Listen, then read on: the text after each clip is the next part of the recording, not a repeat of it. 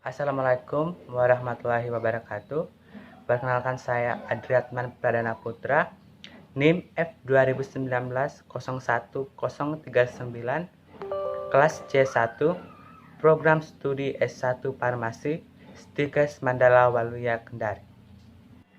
Di video kali ini saya akan menjelaskan tentang penyakit osteoartritis atau disingkat OA.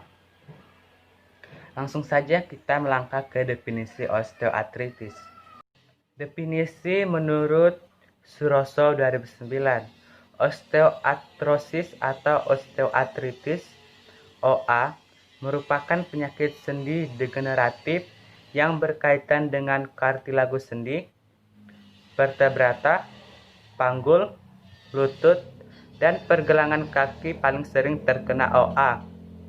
Sedangkan definisi menurut Dharmawirya 2000, osteoartritis merupakan kelainan sendi non-inflamasi yang mengenai sendi-sendi penumpu berat badan dengan gambaran patologis yang berupa memburuknya tulang rawan sendi yang merupakan hasil akhir dari biokimiawi, metabolisme fisiologis, maupun patologis yang terjadi pada persendian.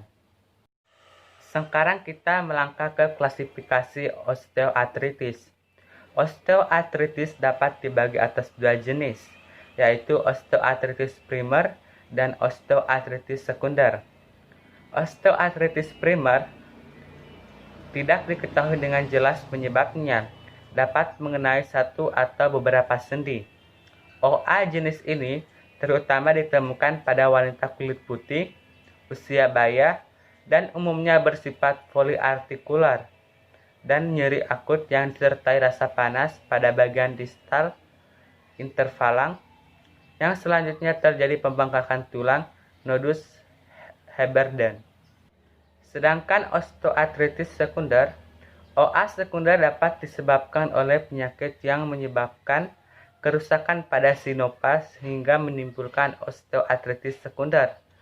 Beberapa keadaan yang dapat menimbulkan osteoartritis sekunder yaitu trauma atau instabilitas, faktor genetik seperti ada perkembangan tubuh, dan penyakit metabolik. Sekarang kita melangkah ke faktor risiko osteoartritis.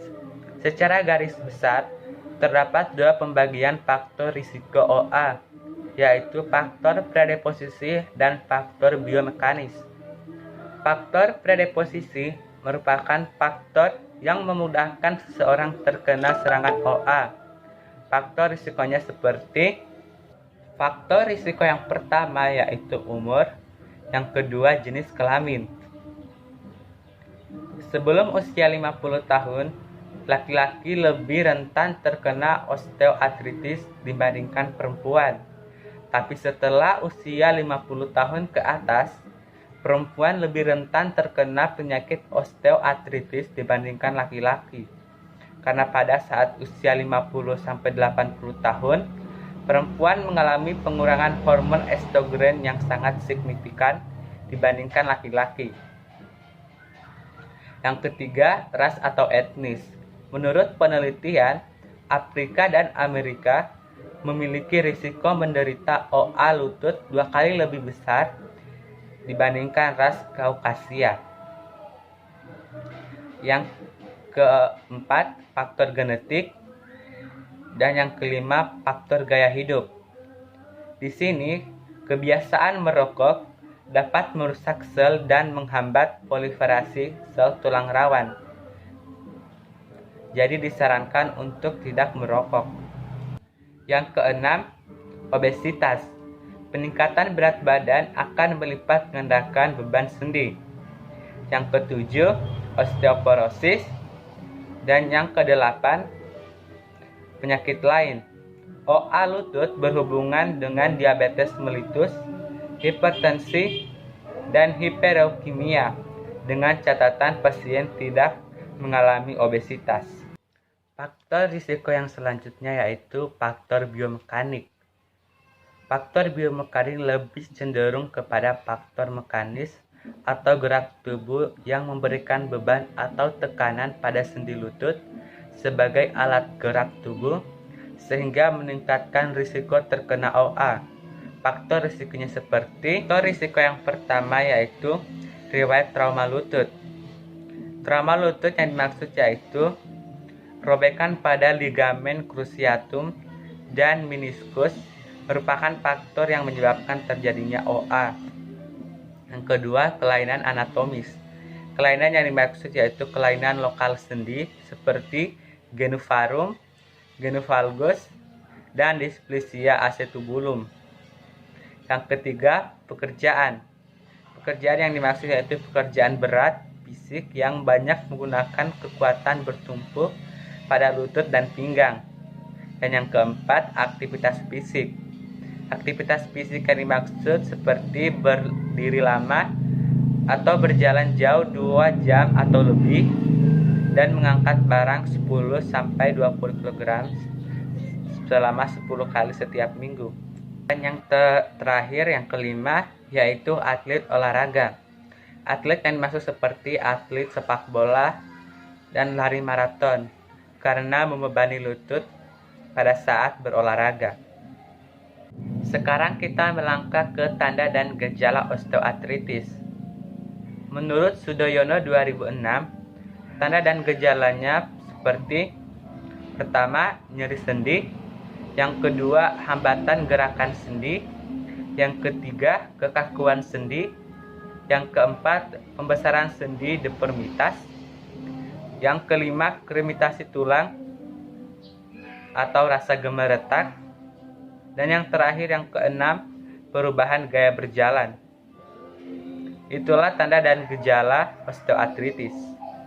Langkah selanjutnya yaitu pencegahan penyakit osteoartritis. Yang pertama, menghindari setiap risiko, misalnya mencegah obesitas. Yang kedua, istirahat atau proteksi terhadap sendi yang terkena penyakit osteoartritis. Yang ketiga, olahraga untuk meningkatkan daya gerak sendi dan kekuatan otot. Yang keempat, menjaga berat badan. Dan yang kelima, menjaga pola makan untuk mencegah penyakit osteoartritis. Langkah selanjutnya yaitu terapi osteoartritis. Yang pertama, terapi farmakologis. Pada pasien OA biasanya bersifat simptomatis. Untuk membantu keluhan nyeri pada pasien OA, biasanya digunakan analgetika atau obat antiinflamasi nonsteroid (OAINS). Untuk nyeri yang ringan, maka acetaminophen tidak boleh lebih dari 4 gram per hari. Ini merupakan pilihan pertama. Dan untuk nyeri sedang sampai berat atau ada inflamasi, maka OAINS yang selektif COX-2 merupakan pilihan pertama, kecuali jika pasien mempunyai risiko tinggi untuk terjadinya hipertensi dan penyakit ginjal. OAINS dan COX-2 non-selektif juga bisa diberikan asal ada perhatian khusus untuk mencegah terjadinya komplikasi gastrointestinal. Dan jika ada risiko ini, maka harus dikombinasi dengan inhibitor pompa proton dan atau minoprostol. Injeksi corticosteroid intraartikular bisa diberikan terutama pada pasien yang tidak ada perbaikan setelah pemberian acetaminophen dan OAINS.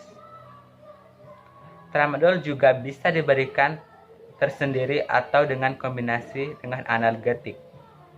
Itulah terapi farmakologis untuk penyakit osteoartritis. Terapi yang kedua yaitu terapi non-farmakologis. Ini terbagi 3. Yang pertama, penerangan atau edukasi. Pasien diberikan edukasi agar pasien mengetahui penyakitnya, bagaimana menjaga penyakitnya agar tidak bertambah parah. Yang kedua, terapi fisik dan rehabilitas. Terapi ini untuk melatih pasien agar persediaannya tetap dapat dipakai dan melatih pasien untuk melindungi sendi yang sakit. Terapi yang terakhir, terapi yang ketiga yaitu penurunan berat badan. Agar pasien tidak terkena osteoartritis, maka disarankan untuk menjaga berat badannya agar tetap ideal. itulah yang bisa saya jelaskan tentang penyakit osteoartritis, di mana yang saya jelaskan tadi yaitu definisi, klasifikasi, faktor risiko, tanda dan gejala, pencegahan, dan terapi osteoartritis. Semoga bermanfaat. Mohon maaf bila ada kesalahan. Terima kasih. Wassalamualaikum warahmatullahi wabarakatuh.